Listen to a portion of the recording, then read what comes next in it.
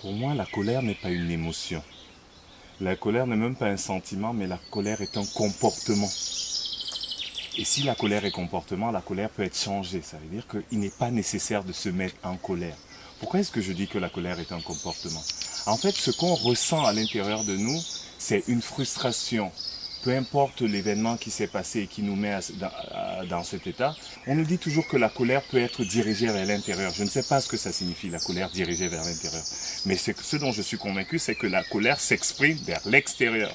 C'est dans le comportement, c'est dans l'action que la colère existe. Alors, transformons l'action, transformons le comportement. Sur des comportements, nous pouvons agir, mais nous pouvons penser aussi que sur le plan émotionnel, si nous sommes simplement en réaction à un stimuli externe, il est difficile de réagir, d'agir là-dessus. Or, si on admet que la colère est quelque chose qui est une action, nous pouvons changer d'action. Je peux décider de ne pas me lever ou plutôt de m'asseoir. Donc, à partir de ce moment-là, il est possible de transformer nos réactions. Le matin, tous les matins, je décide d'être heureux. Je décide de ne pas me mettre en colère.